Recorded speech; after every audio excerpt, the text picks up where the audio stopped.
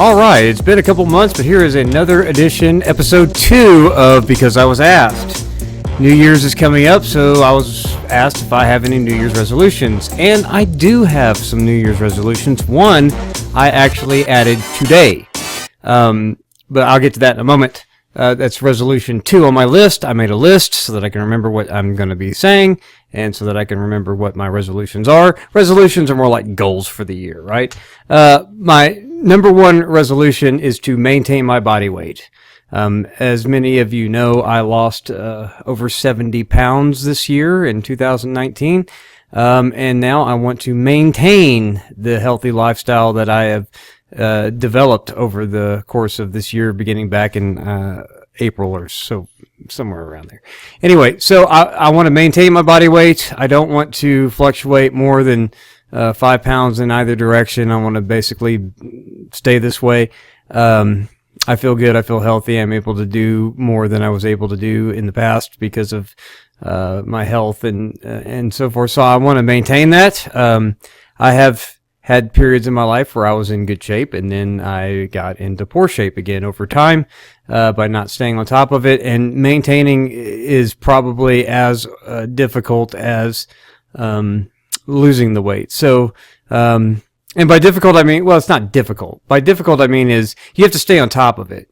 Just like you have to stay on top of dieting when you're losing weight to maintain it. You can't just, okay, I've lost the weight. Now I'm going to go back to my old lifestyle. The old lifestyle is what caused you to gain weight, or caused me to gain weight in the first place. So maintaining the body weight, maintaining the lifestyle, the healthier lifestyle, that's resolution number 1. Resolution number 2 actually began today. As good a shape as I thought I was in. Billy Winland of the Bible Bro-Down said that he and his wife were trying to do 100 push-ups a day for 30 days, and I thought, I need to add push-ups to my daily routine, so I'm going to add 100 push-ups to at least 5 days a week to my daily routine. I asked if they were consecutive, and they said they didn't have to be, but that's the goal, and I was able to get 44 push-ups consecutively before I started to get out of gas. So I think I'm going to shoot for 50 consecutive push-ups and then pick up 2 other sets of 25 before the end of the day, and that's how I'm going to do this until I can work my way up to doing 100 consecutive push-ups added to my daily routine of working out. So that's resolution or goal number 2. Goal number 3 is to make progress on the Harvard Classics. As everyone knows, I have began reading the Harvard Classics because besides what little overlap is with the great books of the Western world, I'd never read the Harvard Classics, and I wanted to. And I didn't actually get as far as I would have liked to have gotten in 2019. I'm just about to finish Volume 5, reading Emerson. So I've got 45 more volumes to go, and then I want to get through the Harvard Classics shelf of fiction as well. So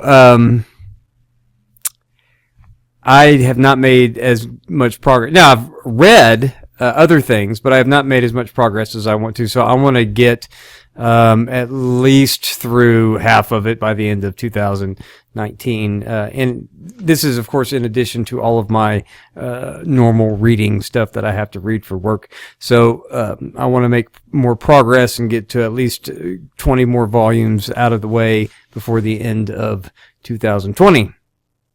So that's goal number 3, is to make more progress in the Harvard Classics, because I want to get those read. I've really enjoyed them so far, and so I imagine the rest is going to be great. Andrew Conrad, a graduate of Trinity, by the way, and a friend,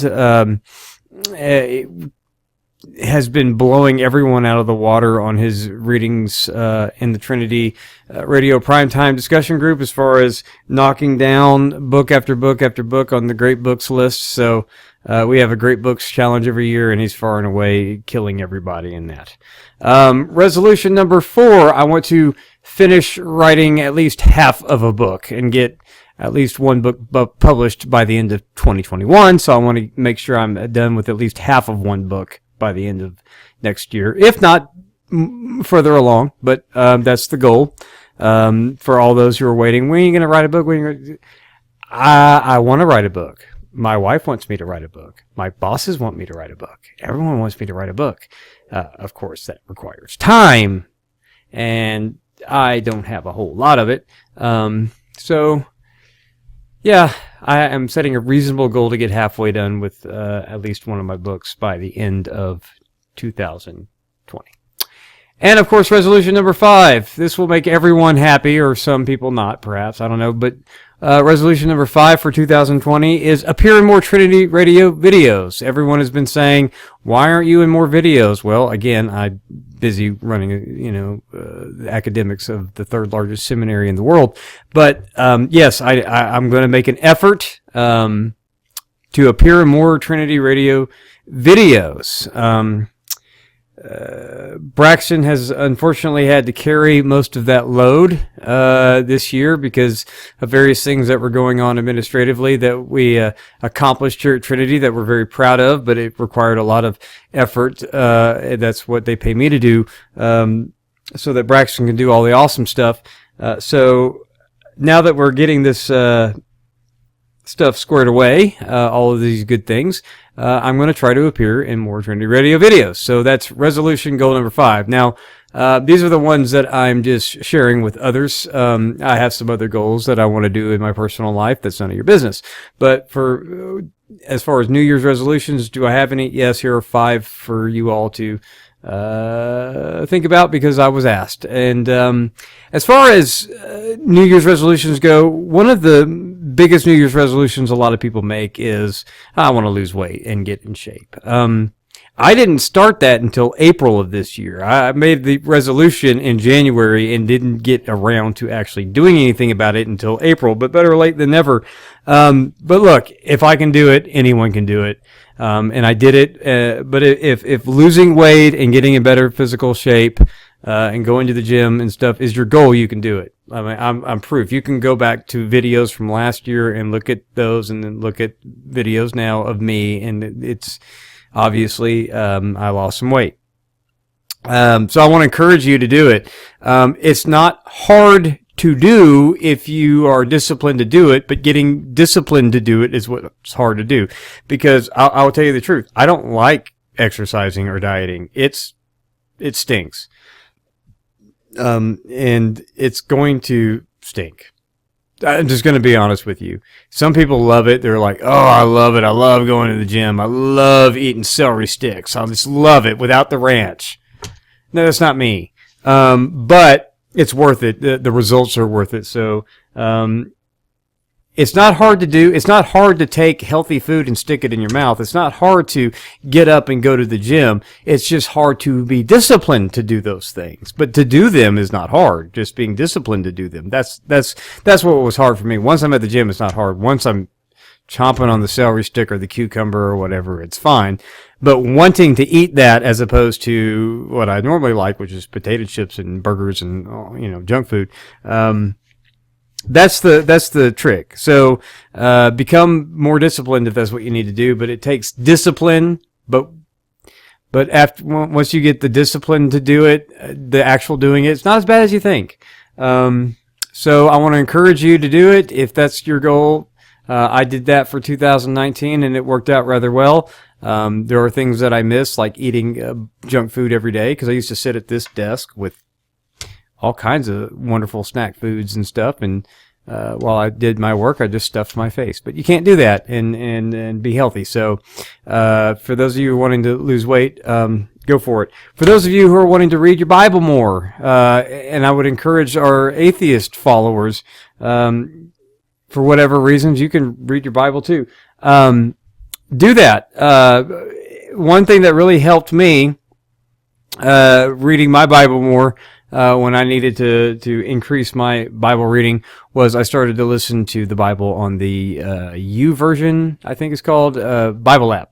It's fantastic. Most Christians, you've heard me say this before if you're a long-time viewer, most Christians for most of church history didn't read their own Bibles. They heard it read, and so you're not doing anything wrong by not opening a Bible that looks like this, or whatever. My wife got me a wonderful